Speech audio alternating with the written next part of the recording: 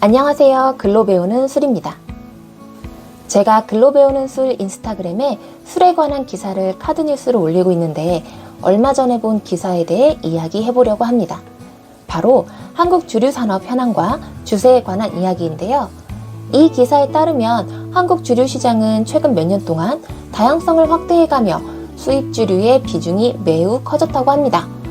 실제로 예전에는 맥주 아니면 소주, 그것도 몇몇 브랜드로 집중되었는데 요새는 맥주, 소주, 전통주, 위스키 등 정말 다양하게 소비자들의 취향을 고려해서 제품들이 출시되는 것 같아요. 관세청 수출입 무역 통계에 따르면 지난해 위스키류 국내 수입액은 2억 6,684만 달러, 약 3,500억 원으로 전년 대비 52.2% 증가했다고 합니다. 위스키뿐만 아니라 럼, 브랜디, 진, 데킬라, 고량주 등도 계속해서 국내 시장에서 성장세를 보이고 있다고 하네요. 하지만 이러한 상황 속에서 한국의 술 수출 실적은 부진하고 주류 부문의 무역 적자 또한 급격하게 늘어나고 있는 실정이라고 합니다. 좀 전에 언급한 지난해 위스키류의 국내 수입액은 2억 6,684만 달러인 것에 비해 수출 규모가 가장 큰 소주의 지난해 수출액은 9,332만 달러, 약 1,250억 원으로 1억 달러를 넘기지 못하고 있습니다. 그 결과 수출입 불균형이 심화되면서 무역수지 적자 또한 큰 폭으로 증가하고 있다고 하네요. 해외에서 한국 문화에 대한 관심이 높아지면서 K문화, K푸드의 인지도가 상승하고 있지만 주류 부문에서만큼은 어려움을 겪고 있는 것 같은데 왜 그럴까요? 당연히 해외 시장에서 경쟁력을 가질 만한 제품을 만들지 못해서겠죠.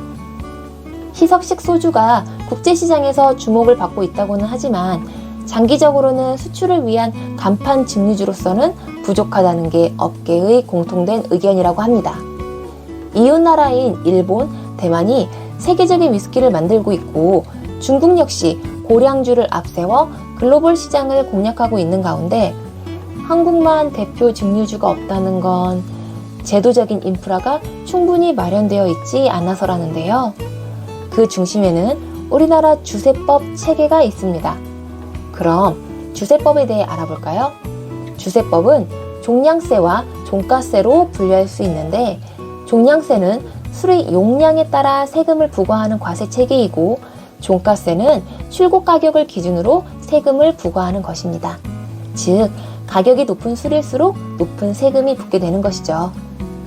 현재 OECD 회원국 중 한국을 비롯한 5개국을 제외하고는 종량세를 채택하고 있으며 우리나라는 2020년부터 맥주와 탁주에 대해서는 종량세로 전환하였습니다. 그리고 소주, 위스키 같은 증류주에 종가세를 채택하고 있습니다.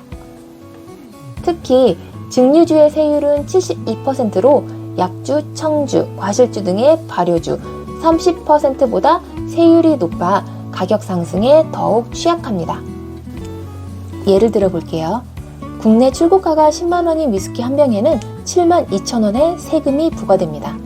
그리고 여기에 주세의 30%인 교육세 2만 1,600원이 붙고 부가세 10% 19,360원이 더해지면 최종 가격은 20만 원 이상이 되는 것이죠.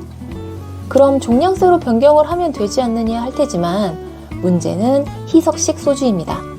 소주와 위스키는 현재 규정상 같이 가야 하는 체계이기 때문에 종량세로 전환할 경우 위스키 등의 고가주는 세금이 줄어 가격이 하락하겠지만 희석식 소주 등 저가주는 세 부담이 올라가고 가격 인상이 불가피하게 되니까요.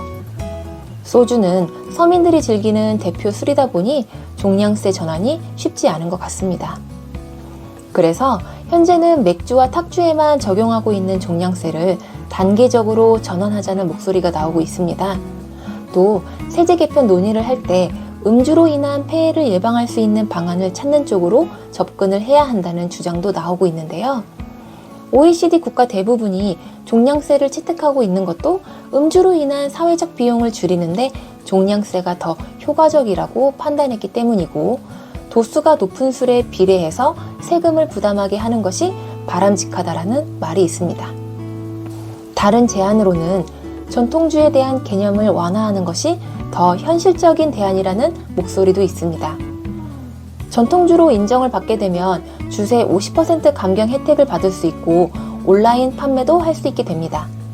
그런데 현행법에서 전통주라 함은 무형문화재 보유자가 제조한 주류, 식품 명인이 제조하는 주류, 농업 경영체와 생산자 단체가 직접 생산하거나 제조장 주변 지역 농산물을 주 원료로 만든 주류 등 3가지 항목 중 하나에 해당하는 술에 해당합니다. 그런데 이 지정 요건을 확대하여 다양한 주종과 주류 업체들을 전통주 범위 안으로 들여야 한다는 것입니다. 수출을 목표로 하는 제품들이 한국에서 전통주로 인정을 받고 인기를 얻어야 해외 시장에서도 정체성을 가질 수 있다는 의견 때문인데요. 저부터 우리나라에서 만들어지는 술에 대해 관심을 가져야겠다는 생각을 하게 되었습니다. 우리나라의 뛰어난 음식 문화와 장인 정신이라면 주류 부문에서 또한 K알코올, K주류 이런 경쟁력을 충분히 갖출 수 있다고 생각하는데 기술 이외에 풀어나가야 할 숙제가 많이 있었네요. 이 분야에서 많은 분들이 노력하고 있으니까 조금씩 좋아질 거라고 생각합니다. 그럼 이번 영상은 여기까지고요. 다음 영상에서 봐요. 안녕!